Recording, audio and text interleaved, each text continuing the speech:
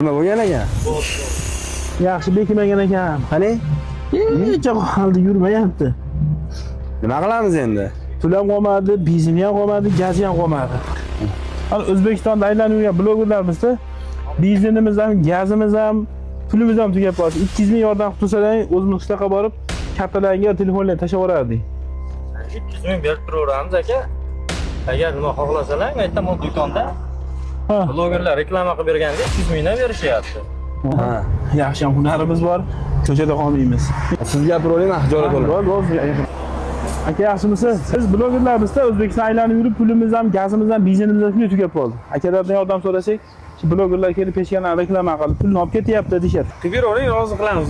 Sizlar ko'ryapsiz, suv qaynayapti, lekin qo'lim kuygan yo'q. Divayni o'chib qilingani uchun. Bundan tashqari bunkeri bor. Mana bu joy ko'mir solasiz, ko'mir tanlamaydi, zo'r yonadi. Yonishini endi ko'rsatib qo'ying. Mana yonishi. Mana shu yonishi. Ko'ryapsizmi? E'tibor bering. Yoni qo'lni kuydirmaydi, utiblit qilingan. Yopamiz, bu tomonga keling, bu tomonda mana miyasi bor. Bu miyasi katyolda boshqarib turadi. Katyol bilan billa beriladi. Mana bu narsa stabilizator hisoblanadi. Tokda bir xil ushlab turadi. Ko'mir tiqilib qoladigan bo'lsa, knopkani essiz, orqaga qaytaradi, parraydi.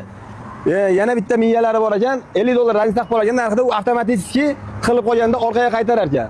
Qaytarar ekanda agar shunday ham tiqilib qoladigan bo'lsa, signal berar ekan. $50 narxida rangi saqlar ekan. Safo katyolari pastdagi nomerga aloqa qilsangiz, yetkazib berish, o'rnatib berish bepul ekan. Butun O'zbekiston bo'ylab dastlabki xizmati bor ekan.